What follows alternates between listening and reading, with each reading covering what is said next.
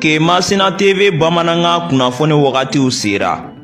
Kemasina TV Bamananga kunnafoni o bɛna lase aw ma an balimakɛ Abilaye Kulibali fɛ Radio Oxygène na. Kemasina TV ka aw kunnafoni bɔlɔlɔ sira kan k'aw to fɔ aw sigiyɔrɔ la. Ola an bɛ foli di an ka partenaires ma n'o ye MKCG Mamadou Karabenta Tora Madu commerçant général Kemasina fɔ min ye malosi ɲuman ka taa se binfaganaw tumufagalaw sɛnɛkɛ mansiw malo wɔrɔ mansiw jisama mansiw nin bɛɛ lajɛlen min sɔrɔ fɔ ka taa se an ka katakataniw ma sojɔlaw ɲinɛma kɔ aw kɔ siman ka taa se sojɔnɛgɛw ma so baarakɛminɛ bɛɛ lajɛlen min sɔrɔ fɔ ka taa se angɛrɛ ma angɛrɛ mun ne cɛkafili ti a ban nin bɛɛ lajɛlen min sɔrɔ MKCG o de kan ka bɛ bi kunnafoniw la sutuma bi araba ye araba min na bɛnnen bɛ nazara san kalo 10 octobre kalo do bi o tile fila ye ka bɛ 2024 sama farafin kalo min bɛ n'o ye mawuludu kalo ye fɔcogo la n'o ye doma kalo ye an b'a ladɔn k'a fɔ bi o tile 28 ye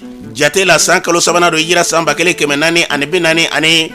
san dugu de bɛ kɛ ala ka ɲɛ ka d'an ma bakuruba fɔla bi kunnafoniw filɛ k'aw ladɔn k'a fɔ an ka jamana kɔnɔ na min ye ka dɔn k'a fɔ kalanta baaraw olu kan ka sigi sen kan an ka jamana kɔnɔ na kunungo ye bɔlen min ka dɔgɔkɔrɔ o kow kɛra Mali kɔnɔ na maa caman bɛ minnu y'a yira k'a fɔ ko baara in kɔni k'a kɛcogo ɲɛna dɔw tilala k'a fɔ ko baara in kɔni a kɛra waati min kɔnɔ na k'o waati de kɔni surunyana k'o de kɛra so ye a ma ɲɛfɔ maaw ye joona k'o de kɔni ni fiɲɛ b'a la k'o kɛra fiɲɛ ye maa caman hakili don ko senfɛ kunnafoni ye ɲɛfɔli k'o la mais ka dɔn k'a fɔ wulikajɔ min n'i y'a sɔrɔ n'u taara ka ɲɛsin an ka gendarmelakaw dagayɔrɔ ma kɛrɛnkɛrɛnnen o kɛra falajɛkaw fɛ yen ka taa an ka sanankunu jigin kɛnɛ ni ka gɛlɛya ta ka ɲɛsin olu yɔrɔ ma o min kɛra an ka jamana lakanabaaw ye fɛɛrɛ kuraw sigi sen kan min kɛra wulikajɔw bɛ sen na o baara minnu sigira sen kan ni ka se ka wulikajɔ dɔw kɛ min garabali dɔw ye ka se ka taa lajɛliw ta ka ɲɛsin olu ma o kow kɛra cogo jumɛn la kunnafoni ye ɲɛfɔli k'o la an b'a lɔn k'a fɔ an ka jamana kɔnɔ na min kɛra k'a fɔ wulikajɔ ye fɛɛrɛ jumɛn de bɛ ben ni maa bɛ se k'a fɔ o ka sigi sen kan ka ɲɛsin basigi ma Ligtago groupement an b'a lɔn k'a fɔ ko jamanaw ka fara ɲɔgɔn kan ka hakilila dɔw ta fɛrɛ kɛnɛ jumɛn ka ta ka ɲɛsin jamana numu o kɛra sigi dɔ sababu ye kunnafoni ye ɲɛfɔli k'o la sanakɔrɔbakaw fɛ denmisɛnnaka minnu bɛ yen kɛrɛnkɛrɛnnenya sɔrɔ o ye denmisɛnninw ye n'olu ka lamɔ denmisɛnninw ka ladon yɔrɔ min bɛ yen dɛmɛya dɔ taara ta ni ka ɲɛsin olu ma kunnafoni ye ɲɛfɔli k'o la ninnu de bɛna ka kunnafoni kumaba ye bi k'a fara kunnafoni wɛrɛw bɛna fara lansɔbɔlɔkɛlaw ni ka Fabulaye Kulibali ala ka ɲɛ k'a d'an ma kunnafoni an b'a daminɛ k'a lɔn k'a fɔ an ka jamana kɔnɔ na min ka dɔn k'a fɔ kalanta sigikɛlen tun bɛ k'a fɔ k'o bɛna kɛ kunungo tarata octobre kalo tile fɔlɔ an b'a lɔn k'a fɔ an ka jamana kɔnɔ na ɲinɛsan kɔnɔ na gɛlɛya kɔni sanji y'o se yɔrɔ caman na o kɛra sababu y'a sɔrɔ maa dɔw kɔni olu yɛrɛ ka yɔrɔw tiɲɛna ni k'olu ta ka taa kalansow la kalanso caman bɛ olu falen bɛ ji yɛrɛ la ka fara o bɛɛ lajɛlen kan o kuma minnu bɛ sen na maaw tun y'a yira k'a fɔ fɛɛrɛ bɛɛ de ka kɛ waati kofɔlen ni k'a bɔ a dɔgɔkɔrɔ nka a tun yirala k'a fɔ waati yalima a bɛna bɔ a dɔgɔkɔrɔ a tɛ bɔ a dɔgɔkɔrɔ wa fo k'a kɛ a tɔ tora tile kelen dama an b'a lɔn k'a fɔ jamana ɲɛmɔgɔ ye hakilila ta k'a ka tori ka taa ɲɛfɛ kalo kelen ni tile fila bɔɲɔngo o min kɛra maa caman y'a yira k'a fɔ ko hakilila in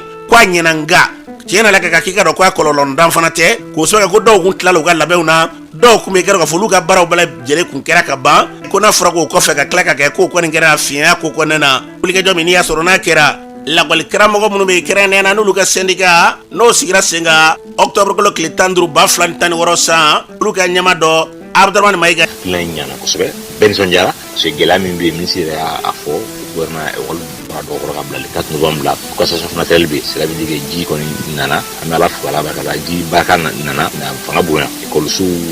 tiɲɛna tiɲɛni kɛra Mali yɔrɔ caman mɔgɔ minnu ka sow cira u bɛ dɔgɔya hali bi ala kana ni nɔgɔya ko la olu caman bɛ ekɔliso kɔnɔna na bi mɔgɔw kuma labɛn kosɛbɛ gɛlɛya dɔɔni bɛ jamana kɔnɔ mais gɛlɛya fanga bɛ yen mais je pense que ɲinɛ ta ko b'a la parce que jamana bɛ bolo min kɛ o b'a la donc ni fɛn reporter ka bila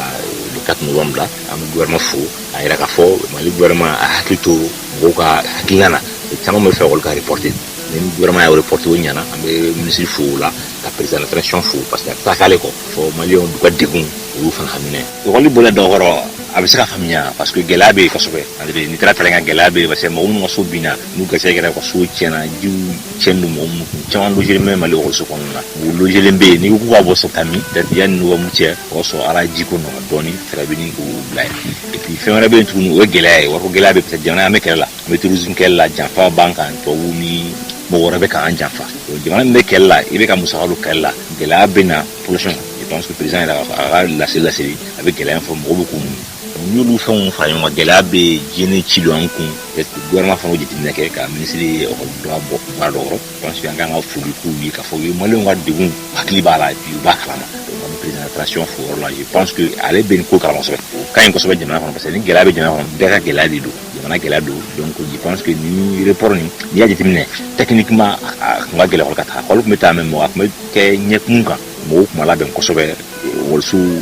teni do jibe wolsu do ko ko tama bal mo ko nona wolsu badembe jibe mun ngono mo bu ko jibu ko no tien ko so be parce que nous va mutie so ala bakala na lo ran ken na so peut-être wolsu jino ko doni alma ba be skan wa mito wa yitne na no wara di social meta pour que ko sa ta ni tuye la gol kramo ko munu be krene na nulu ga syndicat no sigira senga octobre ko le tandru ba flan tan woro sa ulu ga nyama do abdurman mayga ni tuye ali kanye alisane hukumu kele gona mi ka do ga fo kalande sumo do e ni asuru tali ga ajratu jalola ale reba hakla de wati mbole adogo koro angalame ekoli reporter mi feleni ajaranye amajanye parce que mi ato ayande gundoni yere parce que a fora retard la quoi sinon aketo go nyana parce que ga mo nyogon do be de gona bona fara ga foko ka ekolta e mo nyogon do be wul place tout bolo bo ulezelo do ko so kono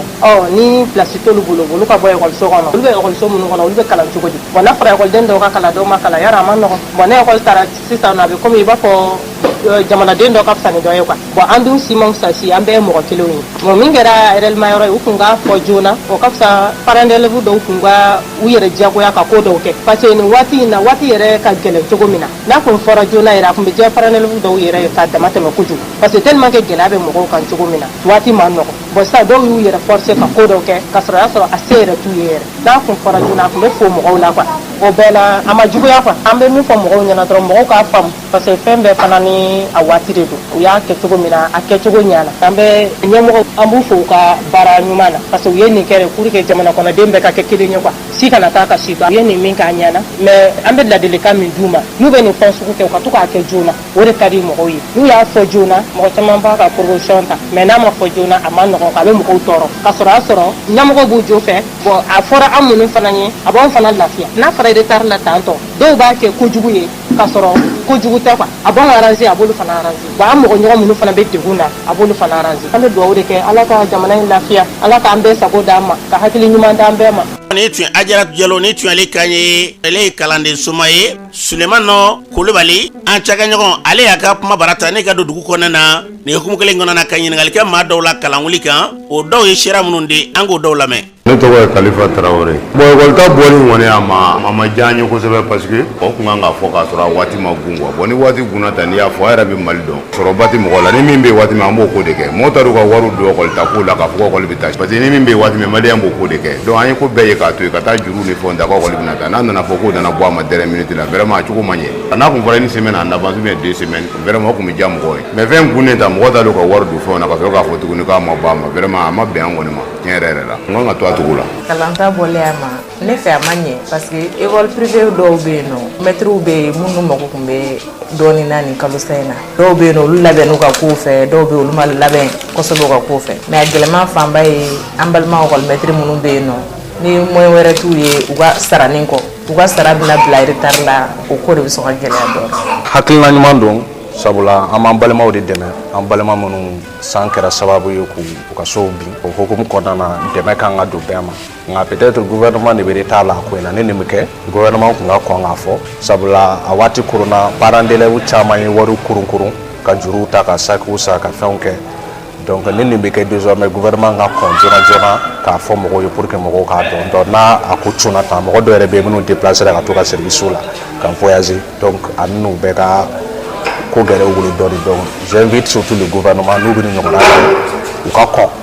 1 mois ou bien 2 semaines à l'avance ka kɔn ka ci lase mɔgɔw ma sinon ɲɔgɔn dɛmɛ o ye hakilina ɲuman ye. école ta bɔli a ma ne hakilina ta tɛ dɔwɛrɛ ye école taabolo ɲuman parce que gouvernement y'a kɛ ka da sababu min kama parce que école so dɔw occupélen don école bɛɛ ka taa ɲɔgɔn fɛ c'est mieux quoi comme ça dɔ ka ta ka dɔ to yen nɔ an kɔni ka laɲini ye denw ka kalan ka ɲɛ. ne kɔni hakilina ta ye min ye a kuma bɛn ne ma ten quoi i b'a dɔn an yɛrɛ ka kalan filɛ nin a bɛ taa ka taa temps min na o tɛ dafa ka kɔrɔ n'a fɔra ko ni ye 1 mois tigɛ ka b'o la dɔ bɛ bɔ toujours an ka école temps kɔnɔna la quoi o de ma bɛn ne ma. école wuli bɔli a dɔgɔ kɔrɔ ne hakilila ye min y'a la gouvernement ka décision ye an balima minnu bɛ yen n'olu bɛ inondation ye o bila degun kɔnɔna la n'u bɛ école kɔnɔ gouvernement ka décision n'i y'a ta o sens fɛ socialement c'est correct mais école min na ni degun wɛrɛ minnu tuguni ani desgoyer ko a tɛna se ka courant ka bɛn ni mois de juin san wɛrɛ kalan ka taa fo mois de juillet kɔnɔ o ji kelen de bɛ toujours examen kɔni kɛli wali programme banni fo gouvernement ka a jate ka année scolaire prolongée ka taa pour que programme ka se ka épuiser sans quoi programme ninnu banni bɛ gɛlɛya. A ma diya ne min bɛ fɛ an ka taa yɛrɛ de. Ni tun ye maliden dɔw kan ye a fɔra cogo min na kalandenw ni kɛrɛnkɛrɛnnenya kalanden somɔgɔw bɛɛ lajɛlen yakilɛ da k'u senfɛ an bɛ dugawu kɛ kalanta min n'i y'a sɔrɔ n'a baaraw bɔra k'a bila kalo nata in tile naani na an bɛ dugawu kɛ yarabi ala ka kalan tali ala ka kɛ hɛrɛ ye an ka jamana kɔnɔ na a bɛ ka dabɔ kun minnu kama ala k'a bila o sira kan n'an bɔra yen ka lɔda k'a fɔ octobre kalo tile fɔlɔ o ye maakɔrɔw tɔgɔla don ye o laadaw tile d'anw ka jamana kɔnɔ na o sen fɛ maakɔrɔ dɔw maakɔrɔ yɛrɛ mun de ye ani u yɛrɛ mun de kan ka kɛ maakɔrɔ dɔw b'u ka sariya dɔw ko sen fɛ an ka dɔw lamɛn. San 60 ni dɔɔni sɔrɔ fɛn bɛ fɛn na i ma kan ka kɛ kuma bɛ kuma na i ma kan ka fɔ taayɔrɔ bɛ taayɔrɔ la i ma kan ka taa yen nɔ i janto i yɛrɛ la cogo di denmisɛnninw kana fɔ e cɛkɔrɔba tɔ a nin fini nin fana e fana bɛ nin fini nin don wa nin yɔrɔ nin e nana mun ɲini yan fɛn façon dɔw bɛ yen fo bɛɛ k'i janto o la ni denmisɛnninw y'i ye u k'a dɔn nin ye maakɔrɔ nalen ye anw yɛrɛ denw a n'anw muso ni m'i janto i y'olu jugu ye parce que olu mɛn fɛn ye i kan bilen fɛn tɔ e y'a bɛɛ k'u ye k'i ka baara kɛ ka so jɔ ka mobiliw sɔrɔ mais olu n'u ba pour la plupart m'a f'u bɛɛ dɛ olu ɲɛ t'o la bilen e yɛrɛ kɔni i ka kuma ka ca a dɔw tɛ a bɔ ten donc o ɲuman ye min ye i k'i labɛn i si bɛna se hakɛ dɔ la ko bɛ ko la kana kɛ wari deli i b'i jija i kana kɛ maa ye maa min bɛ wari deli i denw fɛ ni minnu y'a dɔn n'u b'a k'i ye o k'a k'i ye mais e ka wuli don o don karisa ni ci ma ni ci ma ni ci ma si t'i la. I taa ni retraite la k'i sigi i yɛrɛ ma so kɔnɔ a caman bɛ yen bonya ti da i kan o ye du dɔw ye dɔw bɛ yen sigida la i tun bɛ se ka ko dɔw mɔgɔw ye ni retraite nana olu tɛ se ka kɛ tuguni donc n'olu ma se ka kɛ a laban a bɛ fɔ k'i ye jugu ye k'a sɔrɔ i tɛ mɔgɔ jugu ye se de t'i ye tuguni. E tun ye maakɔrɔ dɔw kan ye min ye maakɔrɔw olu ladɔnbaw o dɔ ye kɛ dɔ ka fɔ mariam ye ale yɛrɛ kuma min fɔ kɛrɛnkɛrɛnnenya maakɔrɔw nɔfɛ an ka lamɛn. Buramuso fitininw u kelen tɛ ka buramuso kɔrɔbaw minɛ fɛn ye buramuso fitininw ka jugu u cɛw baw ma mɔgɔkɔrɔbaw ka kan ni bonya ye mɔgɔkɔrɔba ladon yɛrɛ tɛ ko gɛlɛn muɲu ni sabali de b'a la mɔgɔkɔrɔba kelen o denyɛrɛnin de a bɛ kuma misɛnmisɛnnin minnu k'i da la dɛ donc u kan ka ladon ni hakili de mais an b'a fɔ olu nege bɔlen don dɛ olu ka ko ka ca dɛ hali an n'a mamuso u bɛ ko dɔw kɛ i b'a fɔ karisa yɛrɛ ma ɲi karisa ka jugu a mɔdenw ma a bɛ mɔden woloma kɛ ka sɔrɔ o tɛ bɛɛ ni hakili da yɔrɔ de don kɔrɔ hakili ni denmisɛnnin hakili tɛ kelen. Ni tun ye mariam kone ni tun ale kan ye maakɔrɔ ladonna kuma tɛ dɔ ye an k'a dɔn ni ye kolokuru file ɲama ka ye dɔ dɔ na timiya maakɔrɔ de b'a ka fɛn bɛɛ lajɛlen kɛ waati min na e bɛ waati min na dɛ k'a sɔrɔ a bolo ale ye fɛn bɛɛ kɛ ka bila aw ɲɛ ka dutigiyaw ɲini ka duw ɲini ka du musakaw ta ka fɛn bɛɛ lajɛlen kɛ a nana se aw ma bi fo an k'a dɔn ɲɔgɔn fɛ k'a dɔn bi maakɔrɔ in tiɲɛ don kunun ni bi tɛ kelen wa ni maakɔrɔ kɔrɔw sera dɔ la hakili dɔw bɛ yen olu bɛ maakɔrɔw u bɛ na denmisɛnnin minɛ kɔnɔ an k'u ladon n'o ye n'o kɛra anw ti kɛ dɔ ka fɔ u ka fɛn foyi tɛ n'a a bɛ bala na wa an yɛrɛ ka fɛn bɛ yen n'an ye u miiri an di fɛn fɔ min bɛ yen n'a bɛ kɛ juguman ye ka ɲɛ sumala k'o hakilila d'an bɛɛ lajɛlen ma n'an bɔra yen an b'a lɔn k'a fɔ wulikajɔ min kɛra n'i y'a sɔrɔ n'o kɛra gendarmerie Bala Kone ka taa se an ka sarakurunji kɛnɛ ma gɛlɛya minnu taara ka ɲɛ solu ma septembre kalo tile 17 tɛmɛnen na o senfɛ an ka jamana lakanabaaw ye wulikajɔw kɛ an b'a lɔn k'a fɔ larawuli dɔw ni k'olu sigi sen kan garabali dɔw fana bɛɛ yira k'a fɔ olu kɔni olu wuliko kumaw bɛ sen na ni senfɛ maa dɔ b'u hakilila de garabaliw kan ani baara in kɛra kɛcogo bɛ an ka maa dɔw lamɛn. Minnu b'a la kɔni o y'an ta mais dɔw bɛ ka minɛ fana o t'a la o tɛ bolo kɔnɔ o t'a ju la n yɛrɛ bɛ se k'o denmisɛnnin kelen yɛrɛ fɔ yan nɔ u y'o minɛ o don mɛ o y'a bila u n'a ɲɔgɔn ye u y'o minɛ a bɔ ɲamana fan fɛ a bɔtɔ ni misi a bɛ misi gɛn de kɛ fo Ilo o y'ale lideri ye n'a ye ɲɔgɔn ye ne yɛrɛ dugawu n'a ye diyagoya ye jɔyɔrɔ ye parce que an denbayatigiw de an bɛ dayirimɛ bi yan wuli ko kuma kɔni n'o bɔra da yɛrɛ kɔnɔ ka bɔ o yɛrɛ ye jɔyɔrɔ ye fɔlɔ ala ka ni sababa bɛɛ ala ka hakili ɲuman di sinon sistère bɛ tɛ se ka ban mɔgɔ ɲuman tɛ se ka ban ko mɔgɔ jugu tɛ se ka ban mɔgɔ jugu kɔni ma garabali kɔnɔ u bɛ wuli k'u jɔ de ka enquête kɛ. N ɲɛmɔgɔkɛ dɔ bɛ yan n'a ma kɛnɛ a bɔra ka taa a bɛ taa kɔrɔmuso fɛ ɲamakɔrɔ an ka Mali tenitigiw y'a minɛ ka taa n'a ye ko jadisi don jadisi tɛ ale tɛ mɔgɔ kɛnɛman de ye a dɔnbaga dɔ de bɛ yen o de y'a ye kan na o y'a minɛ ka na n'a ye an ka lajɛ dɛ bɛɛ tɛ se ka kɛ jadisi ye. mɔgɔ wolonwula vraiment tun ye parce que hali ni polisiw nana u bɛ gudɔrɔnda ninnu kɔ u tɛ don kɔnɔna ninnu na ka taa kɔfɛla ninnu na normal la u kan ka patrouille caya garabaliw kɔnɔ u ka patrouille caya ka sécurité caya o de bɛ ko in nɔgɔya sinon kana garabali don ne la ka tɛmɛ olu ta so a bɛ don garabaliw kɔnɔ ka patrouille bɛ caya o la a bɛ se ka mɔgɔlankolon ye o la an yɛrɛ jala bɛ gɛlɛya n'a ye mɔgɔlankolon ye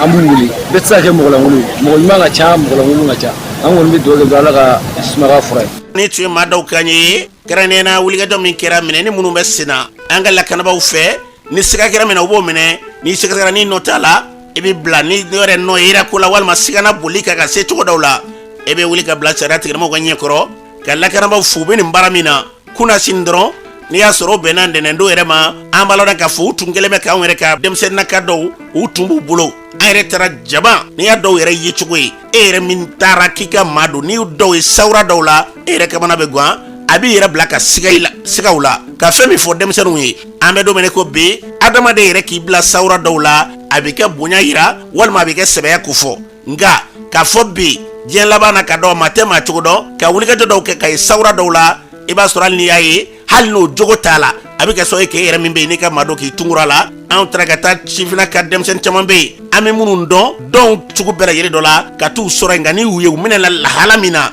a dɔw bɛ yen i yɛrɛ kamana bɛ gan an taara waati min na ka kunnafoni d'u ma u bɛ tila ka sɛgɛsɛgɛliw kɛ ka tila k'u d'i ma ka fɛn min fɔ an ka jamana kɔnɔ ni jamana ye gɛlɛya sɔrɔ an bɛɛ lajɛlen ka jɛ ni sɛgɛsɛgɛli ye wa an bɛɛ lajɛlen ka jɛ ka kɛ lakanaba ye n'a ye maaya fɛ yen min bɛ yen nasɛgɛlen b'a la an ka kofɔli ta o kuma min bɛ ka fɔ dɛ jamana in kɔnɔ na fɔ an k'a dɔn lakanaba ninnu y'anw yɛrɛ dɔ de ye wa sumaw tɛ dɛ olu b'a dɔn cogo min na e ka dɔn o ye anw de ka wulikajɔ ye ka fɛn min f'u fana ye ni maaw sigara fɛn minnu na ka se ka kunnafoni d'u ma u ka baaraw kɛ joona ani maa minnu bɛ kunnafoniw di olu kana tila ka kɛ maa lakodɔnnen ko kura o de bɛ se ka kɛ gɛlɛya caman ye a kɔnɔna na min bɛ yen n'o ye maa caman fari fa don ta kɔnɔna na nka dɔw tɛmɛnenw kɔnɔna na nka an bɛ don min ko bi wulikajɔw fɛ sen na ka se ka baaraw sɛnsɛn ni k'u tɛgɛ da kisɛ kan an bɛ dugawu kɛ fɛn min da kɛra jamana in na yarabi ala ka mali bila o sira kan n'an bɔra yen hali bi o hukumu kelen ninnu kɔnɔna na min kɛra o chauffeur dɔ ye ale sira kumaso kɔnɔna na k'a yira k'a fɔ ko bi wulikajɔ minnu bɛ sen na bi sirakun na k'i ka dɔn ko nin bɛɛ lajɛlen bɛ tɛmɛ sirakun de fɛ u bɛ tɛmɛ cogo minnu na ka don gɛlɛya minnu bɛ sirakun yɛrɛ la ka n'i da s'a ma k'a fɔ hali ni waleya minnu bɛ yen ko a kɛbaaw bɛ tɛmɛ sirakun de la k'a sɔrɔ i ka kɔlɔsili dɔw bɛ lakanabaw fɛ sira dɔ kun dɔw la k'i ka dɔn ko jate dɔw de bɛ yen olu tɛ ka sigi sen kan ka ɲɛ ko de kama ko maramafɛnw u bɛ tɛmɛ ka don n'o tɛ ko k'a fɔ ko garabaliw k'i ka dɔn ko olu tɛ fiye k'u bɛna mobili caman na min tɛ misita mobiliw ye min y'an balimakɛ ye Mamadu Samakɛ y'a ɲininka a ye kuma min fɔ Mamadu Samakɛ ka kuma bara la an ka yɛrɛ lamɛn. Ne tɔgɔ ye Adama Tarawele ne ye chauffeur ye e bɛ misi yɛrɛ de tala ka yala Mali kɔnɔ bi contrôle le ti Mali la mɔgɔw siralen bɛ ka kuma na ko ni kumana i bɛ minɛ ka datugu de ne tɛna nkalon da maa la k'a fɔ ne bɛna siran ko ni kumana min minɛ ka taa datugu o ye ne gɛrɛsɛgɛ de ye an ka poste de contrôle ninnu kɔnɔ Mali la bi sisan i bɛ mobili ta k'i kunsin Segu sira in ma an bɛ taa misi ta Fana an bɛ taa Segu i bɛ mobili le ta sa mobili vide i bɛ se zantigila poste la i bɛ 1000 de sara poste la polisiw ka tabaliw i bɛ taa misi ta o nɔgani na Fana ka segin même pas heure 3 i bɛ segin bilen rentrant polisi tabali 1000 10 000 francs même pas 3 heures de temps 4 heures de temps ne e min ko kuma kana fɔ i bɛna don mobili kɔnɔ an bɛ taa ni ɲɔgɔn ye a kalo n'a tiɲɛ o bi dɔn et puis ni k'i bɛ kuma polisikɛ bɛ infraction de sɛbɛn kun ka taa se 1000 kɔ ma k'o ye kɛ infraction ye surtout kɛmɛ bɛ ka min yɛrɛ bɔ bi ko k'a sara réseau fɛ carte grise balen ko 3500 carte grise 2 o bɛ bɛn 7000 ma ne ka visite balen dɔ ka fara o kan o ma obligé dɔ de farala polisiw ka surafɛn kan min bɛ kɛ ne yɛrɛ ɲɛna n bɛ kuma n'o ye sɛbɛnni kɔrɔ o wulila sisan ani sɛbɛnni kɔrɔ tun b'a kɛlɛ la diɲɛ don o don ne yɛrɛ delila ka transporteur ka président wele a la Bani Isufu Tarawele an bɛ taa 1000 sara sɛbɛnni kɔrɔ poste la ka taa misi jigin Kuremali an n'u ka bɛnkan kun kɛla o ye i bɛ 1000 sara i bɛ taa ka segin tilegan gangan fɛ o nana o bɔ a la an bɛ 1000 sara n'a ka di an k'an ka turu cɛ rond point in na ka segin bilen i bɛ 1000 wɛrɛ sara n k'o ka ca ko yɔrɔ min ka di ye ko n ka taa fɔ ye n'a y'o f'i sirakun na ka ban o b'a yira i jigi bɛ mɔgɔ kan ale n'u bɛ ɲɔgɔn kalama hali sisan mɔlidu ɲɛkɔrɔ la ne tatɔla misi tayɔrɔ la Jijeni Kolokani Jijeni poste sécurité min filɛ nin ye Yegebugu a dɔw sufɛ ne taara se Yegebugu vers 2 heures du matin ne ka mobili fɛn bɛɛ minɛlen don fo k'a kɛ karasɔri fede plaque k'o de minɛlen tɛ ko ne ka 100 sara n ko an bɛ taa misi ta ka segin n'aw nana an bɛ 100 d'aw ma mais fɛn tɛ n kun a to n ka taa ko n ti taa ou bien n ka 100 sara n ko bon n bɛ si yan kuma 6 heures n bɛ wuli ka taa n bɛ taa n ka misi ta 2 heures du matin ne sigila n ka direction kan fo ka taa dugu jɛ karuw nana dibi la voiture nana dibi la voiture dɔw yɛrɛ nana a don phare unique hali VJ t'a la a nana fa unique de la ni kalon da manivina e bi ta bola lahara c'est de tu on chauffeur de jatelete alors que chauffeur de bi jamana e fem be de kalama ne ka moli mnele no ka jo fait des plaques dans de no fait yega bu posi la foka ta dugu je karu nana bargon ndala le be o bargon korundo ka boyino o bi tele kata ni mobili batigi kun shindro bargon dairela o ba korundo ka blasra la e de bi jigata mo moli ba kono chauffeur da ka apprenti nous ka kan ka contrôler na bu ka lu ye ku te ko camion mune camion kono ni mishi contrôler ko kuma fala oui ne ma ba mishi mobili contrôler ma ni mobili bina charger ti charger gunula ti charger bula molle bi daile kamishu genga du molu kono marma femi do o kono chogodi fay fo shi ti sega bula mol duguma ko mishi dorombi jo aka ko na bi jo min koni ka fo ko mishi ta molu de bi sega doni marma fay o kuma ni sababa klente on koni chauffeur groucho ya ama do binu bi doni marma fay ni nye tamale ndo ulu kande ko kuma de ti fode voiture ni karu au mishi gasi anye kande et puis mimi fa nyete me hal katakata minunka ma fa bedu de ame katakata uye chauffeur ko korona nuna anti sega fam anta tiga fo anta ye anta me sokono de al conseil na ne bola Mauritanie fe ka to Mauritanie ka teme ka ta Dakar fe mal chauffeur bi je fembe kala mal koy mais jate de tout ka ko c'est tout ya bolen no ka fi wa chauffeur srame ka kuma ni kuma na kibi mine ka datu ne Adama Traoré kuma kan de do de resiki me yiri ma joadi ne tu Adama Traoré tu ali kanye mate dore bi ka fereke mi bi kad farakrane baraw kanga keke to bununa ane bi ma to ambe ki bolo nye shiro chamana kika do ko atete me yinfe ulubunu be seraka kulube ko kalama ambe dugo ke ni mbele le franya jamana mbasi na lafi ambe dugo ke ala ko sabati nambora electa guruma o yeke do ka fo aje kulwe krena jamana mo be krena no be nyon soro kona na o franya o baraw sigira senga sango bi jagulu krenale Mali Burkina Niger olu se kutegere nyoma chomena kaseka wulika jaw ka jamana nunga sabati kaseka blasenga o kera franyanga sababu ye a senfe me yako franyanga kulu nyema ye Adama Berti ale kuma mi fo keneka ofle la bien ku yemu projet sabade be Mali Burkina et Niger projet communautaire de relèvement et de stabilisation du Sahel c'est pour que la population munumbe anga Sahel jamana ka Mali ni Burkina ni Niger ni nyogoche deme ka seka doluma ya sa ka seka bogele ngono o begele am ngono kabi mangandam na nga jamana ambe mi la ni sisan ye jamana saba nga je ka barake ina fo ASB ka barake au niveau politique chokumda te projet saba mi na barake au niveau développement ambe baraw ke chokula janyo kombulu ni mi na mi bara ambula jano seka nyeto bara la jan yere famba kunyode ne tu Adama Berti kanye je kulin franyanga kulu anye mani asobata liga madame awa ale rek kuma mi fo keneka ofle ni projet min dale flene ni gouvernement kelen ku bolo do akoro abena anga bara nogoya kaseka anga communauté anga jamana do munun be village yoro la kaseka olu deme kaseku u deme kaseka u ka balo nogoya amba la nyini de alisa anga jamana sabanu nun ka to ka u bolo di nogoma u ka fara nyogon kan kaseka anga jamana fanfelani min kela wulembe ayorola kosebe basigi be ayorola kosebe kateme anga jamana to kan olu ka se ka je ka baraka nyogon fe pour que kan ni basigi balien kele ka se ka sigi yorola ku ka baloke ku ka senoke u ka tugonya korola ku ka yirwa usigi yoroda etu madame awa ni tu ale kanye afracho mena mbe dugo ke rabela wuliga den ku femi nyetigi kaseka wuliga do taka nyeste bana numa mbe dugo ke ala kwa klani kolu yakwa na mburai ministre so manga jamana ko no ga bara nyestembe krene na kene hereni abuna da bana demes watilima olu ye franyonga do ke franyonga intedore de bana do banga jamana ko na wuliga jor seka ke choko mena kaseka lu kele ani lu kele yere krene anwa jamana joro kele mbe munye bana do kele la o kera franyonga sababu ye ACF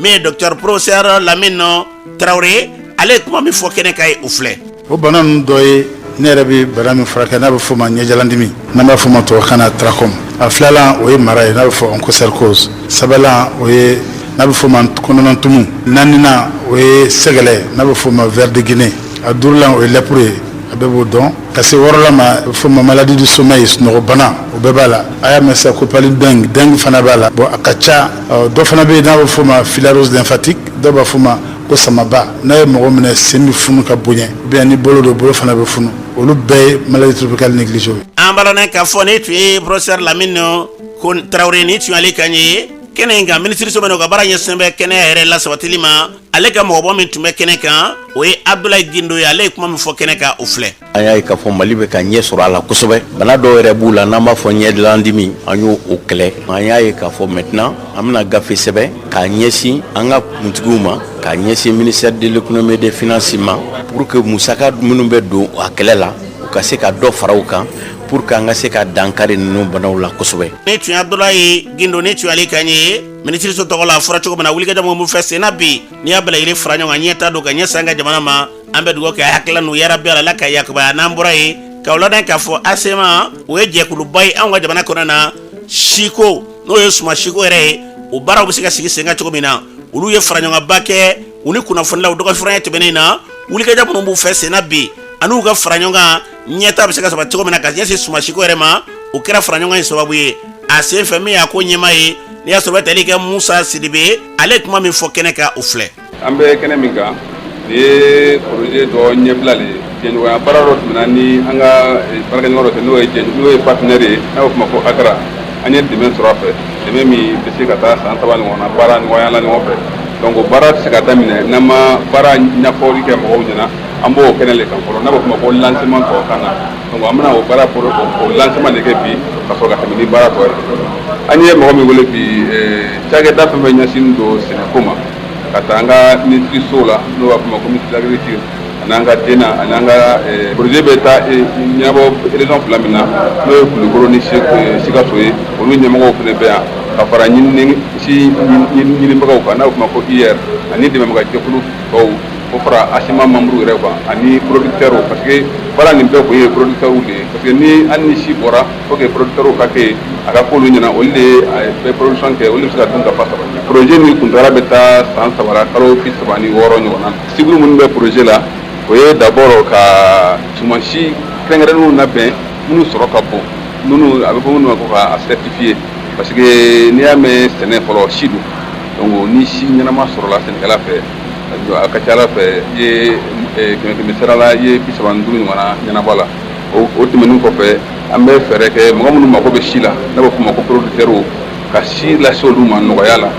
nɔgɔya tɛ dɔwɛrɛ ye a ka k'u kɛrɛfɛ parce que ni mɔgɔ minnu bɛ encadrer baara nin kɔnɔna la si sɛnɛla dɔw de don olu bɛ si sɛnɛ yɔrɔ minnu na producteurs fana bɛ yen n'a bɛ f'o ma ko minnu bɛ sɛnɛ forobaw la minnu tɛ si sɛnɛla ye donc ni si sɛnɛna forow kɛrɛfɛla la ka ca Ala fɛ si bɛ nɔgɔya sɔrɔ bɛ nɔgɔya olu ma bon n'olu ye si sɔrɔ ka si ɲuman don u ka foro kɔnɔ u ka sɔrɔ bɛ jakubaya donc projet nin cible dɔ o ye sinon cible projet nin bɛ se ka fɔ sɛnɛ domaine fɛn fɛn bɛ yen projet nin b'a bɛɛ toucher kelen kelen parce que renforcement de capacité b'a la n'o ye kalan ye o dɔnniya b'u bolo u bɛna dɔnniya di an ka mɔgɔw ma an bɛɛ b'o la fo ka taa se an ka producteurs ma n'a bɛ f'o ma ko an ka sɛnɛkɛlaw. Ni tun ye Musa Sidibe ni tun ale kan ye u y'a fɔ cogo min na wulikajɔ min b'u fɛ senna bi n'i y'a bɛlɛlen fara ɲɔgɔn kan siko yakubali don sumasi n'o baaraw sigira sen kan o de la sumaw olu bɛ sabati an bɛ dugawu kɛ Ala ka tila ni ka yakubaya n'an bɔra ye ka ladan k'a fɔ an ka jamana kɔnɔ min ye ka dɔn fɔ denmisɛnninw ladon yɔrɔ min bɛ Sanakɔrɔbakaw fɛ yen jɛkuluba dɔ olu bɔra n'i y'a sɔrɔ ni ka taa dɛmɛya ta ni ka ɲɛ sulu ma jɛkuluba min n'i y'a sɔrɔ n'olu bɔra k'o kɛ n'o ye ka dɔn k'a fɔ AG Tafa kɛrɛnkɛrɛnnen Farma olu ye ka dɔn k'a fɔ jɛkulu in a tɔgɔ ye olu ye wulikajɔ min kɛ n'i y'a sɔrɔ o tɛ dɔwɛrɛ ye dɛ ka wulikajɔw kɛ ka taa dɛmɛ tɔ ni ka ɲɛsin Sanakɔrɔba denmisɛnnakaw ma o baara min kɛr'u fɛ a maaw y'u ka nisɔndiya yira kosɛbɛ kosɛbɛ ka dɔn k'a fɔ bi gɛlɛya min b'u kan o gɛlɛya nin ye ka dɔn fura sɔrɔtɔla ye a la an b'a lɔn k'a fɔ min y'a ko ɲɛma dɔ ye n'i y'a sɔrɔ bɛ tali kɛ Abdul Karim Diop ale kuma min fɔ o filɛ. N'i bɛna fɛn di mɔgɔ ma a kɛra cogo cogo a kɛra fɛn dɔgɔyara o a cayara o i b'a sɔrɔ bonya de b'a kɔnɔ a bɛ nafa dɔ lase dɔ ma o de y'a kɛ mun kɔnɔ AG Tafa a y'a daminɛ depuis 2021 ni activité ninnu an y'a daminɛ c'est-à-dire mɔgɔ minnu mago b'a la dɛmɛ la donc AG Tafa bɛna ni dɛmɛ ye ka di olu ma donc an kun y'a daminɛ ni wari ye an ma daminɛ mais sisan orphelin ninnu u mago bɛ balo la donc o de kosɔn an nana ni vivre ye bi ka di o ma. an b'a lɔn k'a fɔ min Abdul Karim Diop ni tun ale kan ye min kɛra fɔ denmisɛnninw ladon yɔrɔ yɛrɛ a ɲɛma dɔ n'i y'a sɔrɔ bɛ tali kɛ Amadu Soyiba ale yɛrɛ kuma min fɔ ni dɛmɛ in tali la u filɛ. SOS Village d'Enfants ka sɔrɔ bɛ bɔ dɔnw de la donc n'i ko ko dɔnw baɲumankɛ tɔnw ni mɔgɔ wɛrɛw de bɛ na ka fɛnw d'anw ma k'an ka an janto denw la n'a ye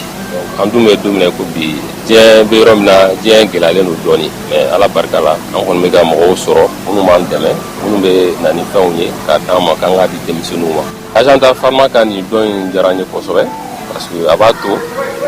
an bɛ fɛ ka ladon min di denmisɛnninw ma a b'o nɔgɔya an bolo an bɛ se ka weleweleda min kɛ Mali baara yɔrɔ tɔw ye i n'a fɔ Agenta Pharma n'a ɲɔgɔnna o ye de k'a fɔ ko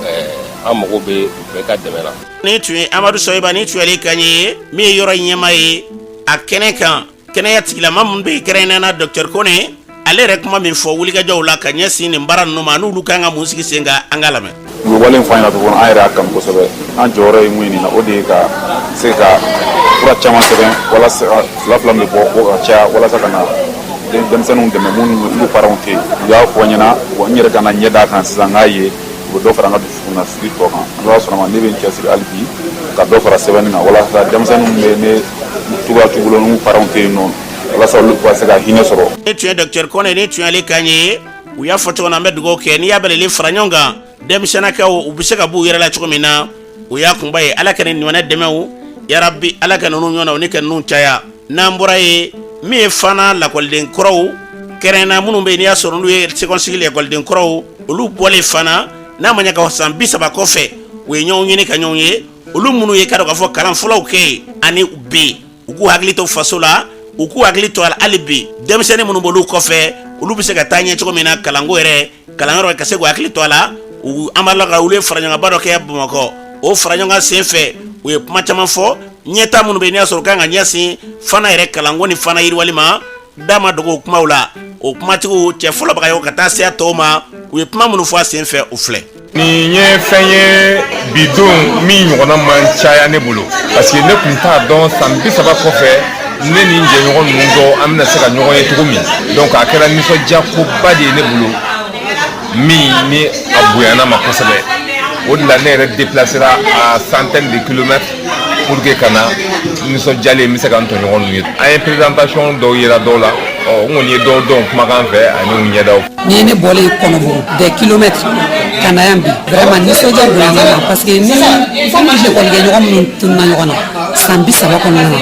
a fɔlen ko n bɛna ko ka na ko n'olu ka ɲɔgɔn ye ne yɛrɛ peresera bi duuru ka jɛ tellement que n kɔrɔtɔra kunun n wulila ka bɔ yen ka na si ekɔlikɛ ɲɔgɔn wɛrɛ fɛ yen ka sɔrɔ ka na rencontre kɛ yɔrɔ la walasa n ye souvenir min kun n bɛna perdu. An bɛna ma ɲɔgɔn ye an bɛɛ denmisɛnninma kun don mais an bɛ niveau min na bi diɲɛ bɛ ka taa niveau min na mɔgɔninfinw n'aw farala ɲɔgɔn kan k'a regrouper hɛrɛ b'o de kɔnɔna na a bɛ fɛn caman sɔrɔ donc nous sommes dit que an bɛ fara ɲɔgɔn kan ka ɲɔgɔn épauler ko in d'abord c'est un truc purement social par exemple an balimamuso minnu bɛ yen donc ni gɛlɛya bɛ dɔ kan an bɛ se ka min kɛ an b'o kɛ donc c'est un truc purement social an ka ɲɔgɔn dɛmɛ filanan ye min ye i t'a sɔrɔ an cɛla i t'a sɔrɔ dɔw ye alhamdulilayi dɔw ka baarako ɲana baaraw b'u bolo mais i t'a sɔrɔ dɔw fana bɛ yen u ka baarako ka gɛlɛn donc ni an bɛ nin cogo in na a b'a to an bɛ ɲɔgɔn épauler de toi maintenant an bɛɛ bɔra fana na dans le futur an bɛ se ka fɛn fɛn kɛ fana école fondamentale la par exemple an bɛ t'o kɛ. Ni tun ye fana kalannen kɔrɔw kɛnɛ ni tun y'olu kɛ u y'a fɔ cogo min na an bɛ dugawu kɛ yarabi wulikajɔ min b'u fɛ senna bi ɲɛta ala k'a bila o hukumu kɔnɔna na n'an bɔra ye min ka dɔn k'aw fara ɲɔgɔn ba dɔ n'i y'a sɔrɔ n'o bɔra ka kɛ dɔgɔfɛrɛn tɛmɛnen na ka se ka dɔn k'a fɔ fɛɛrɛ dɔw kɛ ne ka se ka hakilila dɔw ni k'olu bila sen kan entreprise dɔw bɛ yen ka se ka wulikajɔw kɛ fara ɲɔgɔn kan anw ka jamana kɔnɔ na ɲɛta bɛ se ka tɛmɛ cogo jumɛn de la o baaraw a bilali sen kan sarakɔrɔkaw fɛ a baaraw bɔra ka kɛ ye Mamadu Samakɛ tun b'a kɛnɛ kan maire délégué min bɛ kɛnɛ n'o bɛ Tabakɔrɔ a ye ɲininkali k'o la o ye kuma min fɔ Mamadu Samakɛ kuma bara la o filɛ. Ne ye Saka Jire ne ye maire délégué n sigilen bɛ Sirakɔrɔ Kalabankɔrɔ commune kɔnɔna na an nisɔndiyalen don bi an bɛ kɛnɛ min kan an bɛ assainissement kɛnɛ kan an b'aw fo ka waleɲuman dɔn aw ka nali la parce que an ye baara dɔ daminɛ a bɛ ɲini ka depuis le 15 septembre an ye baara in daminɛ o baara in ye c'est dans le cadre de développement participatif communautaire parce que a kɛra cogo cogo an ye élu local ye anw kan ka baara de kɛ an ka sigida la pour que an ka sigida y'a kuma a bɛ se ka yiriwa cogo a bɛ se ka sanuya cogo min bon an y'a ye bi an ye nin baara in daminɛ ne ka équipe min bɛ ne bolo n'o ye GTM groupement transport manutention an bɛ volet caman kɛ bon an ka volet bɛ yen volet sécuritaire bɛ yen volet sanitaire bɛ yen o ma o volet sanitaire nin an y'o o de baara daminɛ tile fila in na komi aujourd'hui bolofara in kun tigilen tɛ Sirakɔrɔ a kun dɔnnen tɛ yan mais a bɛ baara kɛla Kati, a bɛ baara kɛla Bɔ, a bɛ baara kɛ Rɔrɛ parce que an bɛ manutention kɔnɔ, an bɛ donni jugu kan, an bɛ yɔrɔ nettoyer, an bɛ fɛn caman kɛ. Kabini ne yɛrɛ ye n ka retraite ta ne b'o de kɔnɔna na. Mais aujourd'hui an mago bɛ génération nouvelle la. Denmisɛnw fana y'a fɔ ka se ka baara dɔ kɛ. O kɔnɔna na bi an y'a ye k'a fɔ chômage a cayalen don, jeune diplômés fɛngɛlen don. Bon faut que an ka se ka fɛn dɔ de yira denmisɛnw na, ressources min b'an bolo an ka se k'o bila kɔ disposition na. Agent min bɛ ne bolo a bɛ ka 70 personnes bolo min bɛ ka baara kɛ assainissement nin kɔnɔ ani fɛngɛ kɔnɔna na. O ma n'o bolo fana nana sira kɔrɔ yan. Bon moi je crois que c'est salutaire. Ne fana y'a jateminɛ k'a fɔ bon bi pour que mɔgɔ ka se ka produit kura min b'a bolo ka se ka produit in dɔn. O produit in y'a kuma la o de ye nin ye n'o ye saniya ye. Mais an y'a jateminɛ an ma sira kɔrɔ choisi pour rien aussi an y'a kɛ yɔrɔ tɔw la. Mais an ye sira kɔrɔ choisi mun na bi parce que comme an bɛ wagati min na bi on est en mi-fin septembre, en mi-nata octobre là, nous et mois de solidarité. Bon moi j'ai jugé nécessaire qu'il y a pour jouer ma partition pour qu'il y a pour la casser qu'à moins anticiper. Nous et mois d'octobre nous et nous avons des mecs canés. Nous connaissons moi des mecs puis qu'à ce qui est là pour la Kenya de nous parce que Kenya de Kenya quand on s'engage c'est la bonne. Il m'a dit pépé puis au cas de cette au cas où peut pépé qu'à pépé ça tout là. Ordinateur te dit wa duru wa temps ko bi. Ali bi kunu ni bi akuma ne renga mi monga demani modo na ya pakachani watai o ma o de be peka dematiki peka tira ko yami ana lamina o ma aya jije nécessaire katika bidon ke don keren mai pour que katika campagne do dai aya da kami les 15 am ta pour le 15 novembre là pour que biu mbero na ngase ka biu faka surtout be dugoro banga surtout pona faka o ma yoro andra public ya pamala ne ka ekipu ne re kelme ko motiver ya pama pour katika barako o yoro nduna pour que ya pamala do katika bo soto la parce que an bɛɛ y'a dɔn k'a fɔ ko soso de bɛ bana bila mɔgɔ la o ma o bɛ yɔrɔ min na o soso bɛ yɔrɔ min na ne ka mɔgɔw ye expérience b'u la u ye expérience b'u la formation kɛ u b'a baaraw dɔn u b'a kɛlɛ produit kura b'an bolo o produit kura n'i y'a fiyɛ so kɔnɔ n'i y'a fiyɛ so kɔnɔ i bɛ se ka tile 10 kɛ i tɛ soso ye o produit de b'u bolo o produit b'u bolo u bɛna baara bɔ n'o de ka baara kɛ n'o ye o de y'a to promo spécial dilanlen don u bolo u ka agent marketing bɛna yala u bɛna baara min kɛ k'a daminɛ bi la fo ka taa tile 3 ni mɔgɔ min y'a sɔrɔ i ye billet ta i ka yɔrɔ bɛ taa fiyɛ yanni i ka wari ka fiyɛ 3,000 sanfɛ i ka wari bɛ fiyɛ 1,000.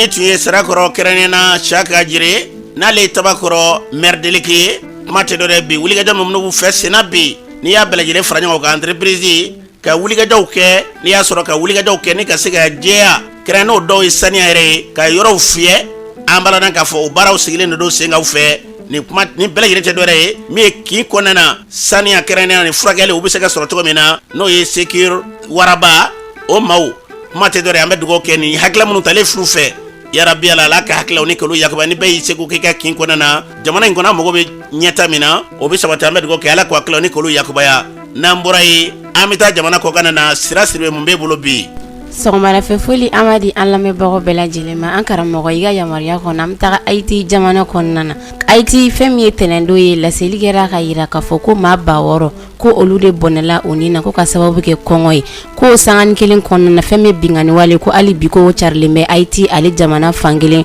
kɔnɔna na ko jamana ɲɛmaaw ye a yira k'a fɔ ko gɛlɛya bɛ olu kan sabula ko balo ko o gɛlɛya b'u kan ko balo bɛ sɔrɔ cogoya min na ni o ye sɛnɛ k'u tɛ ka se k'o kɛ ka sababu kɛ bingani walew ye u ye wele bila diɲɛ marabagaw ma u ka se ka u dɛmɛ cogoya min na n'an bɔra an bɛ taga Tunisie jamana kɔnɔna na tɛnɛndon fɛn min tunkarakɛ mɔgɔ 12 olu fure yera Tunisie ale ji sanfɛ ka sababu kɛ ko bato in ko ale binna nka fɛn min ye bato in bisa o ma se ka dɔn a yirala k'a fɔ ko mɔgɔ 50 kɔ k'olu de tun bɛ ni bato kofɔlen kɔnɔna na ko kelen bɛ ka u kunda Europe ale jamana kɔnɔ Tunisie marabagaw bɔra k'a yira k'a fɔ ko ni mɔgɔ 12 minnu fatulen filɛ nin ko olu ye Tunisie jamana kɔnɔdenw de ye a ye wele bila sifinnakaw ma k'u ka dɔ bɔ duguma sira fɛ tunganataga la n'an bɔra an bɛ taga Benin jamana kɔnɔna na ka sanga ni Benin jamana ɲɛmaa ka sanga ni ŋunuŋunukan minnu ni olu tun bɛ sen na ko a tun bɛna a ka fanga dafiri dɔgɔ furancɛ tɛmɛlen kɔnɔ o ye tɛgɛ kɛ a kɛrɛfɛ mɔgɔ 2 kan nin dɔgɔ furancɛ in kɔnɔna na ni kunun tarata don a yirala k'a fɔ ko ni maa 2 ninnu ko olu bɛna taa jɔ kiiritigɛlamɔgɔw ɲɛkɔrɔ k'u ka kiiriw tigɛ n'an bɔra an bɛ taga Cameroun jamana kɔnɔna na Samuel Eto'o ni ale ye dolatana ye Cameroun jamana ale kɔnɔna na a yirala k'a fɔ ko kalo 6 ko ale bolo bɔlen bɛ baaraw la ko sabula ko a ye kɛwale dɔw kɛ musow ka balontan dɔn senfɛ FIFA ye a yira k'a fɔ ko o kɛwale in kama ko u y'a sen bɔ dolatan na fo kalo 6 kɔnɔna na dolatan minnu bɛna na kɛ Cameroun jamana ale fɛ n'an bɔra yen sisan an bɛ taga Nigeria jamana kɔnɔna na kunun tarata don Nigeria jamana ye a ka yɛrɛmahɔrɔnya san 64 na a ye o ɲɛnajɛw kɛ o hukumu kelen kɔnɔna Nizeriya jamana kɔnɔdenw bɔra ka nisɔngoya taama kɛ ka yira u ka jamana ɲɛmaa la k'a fɔ ko gɛlɛya ko o bɛ u kan kosɛbɛ. Fɛn min ye jamana ɲɛmaa ye ale bɔra ka laseli kɛ k'a ɲɛsin jamana kɔnɔdenw ma ka yira u la k'a fɔ k'u ka taga hakilisigi ni bɛɛ ma ko fɛn min ye gɛlɛya ye ko u bɛ ka fɛɛrɛw kɛ yaasa jamana kɔnɔdenw bɛ se ka lafiya cogoya min na. A ye min sɔrɔ kɔkɔna kunnafoni n'an karamɔgɔ ni tun la kumaba dɔ ye. An cɛ sira sɛbɛn kunnafoniw ɲɛna an ka jamana ka se diɲɛ jamana bɛɛ lajɛlen ma basigi badabada se masaramani ala ka basigiw ni k'olu sabati ni ala sɔnna ma an bɛ ɲɔgɔn fɛ hɛrɛ ani hɛrɛ tana bɛɛ lajɛlen la bi an dusukun kami ni radio oxygène ɲɛmaayaso tɔgɔ la ka taa se an baarakɛɲɔgɔn bɛɛ lajɛlen ma min an cakɛɲɔgɔn n'i y'a sɔrɔ ale y'an ka ɲɛma dangan ye yan n'o ye directeur de programme n'i y'a sɔrɔ dontaw ni bɔtaw min b'o bɛɛ lajɛlen hukumu kɔnɔna na kɛrɛnkɛrɛnnenya kunnafoni baara taabolo yɛrɛ siratigɛ la ale ka cɛkɔrɔba o fatura mɔptikaw fɛ yen min bɛ n'i y'a sɔrɔ o ye amiru tandina n'an ka ma tandina a ka cɛkɔrɔba o fatura mɔpti janajaw bɛɛ lajɛlen baara olu bilalen bɛ ni ala sɔnna ma bi yɛrɛ ka kɛ mɔpti an bɛ dugawu kɛ an ka cɛkɔrɔba ye a y'an kɔn kiti min ala k'o nɔgɔya an n'a bɛ taa jɛma ala k'o nɔgɔya radio ɲɛmaayaso tɔgɔ la bɛɛ lajɛlen bɛ dusuma kasa minɛ kɔnɔ na amiru tandina u yɛrɛ bɛ kɛnɛ kan nin waati na an ka mɔgɔw fo yan fo mɔpti ka ban an bɛ dugawu kɛ ala ka cɛkɔrɔba in ala ka lahara sɔnsumaya ye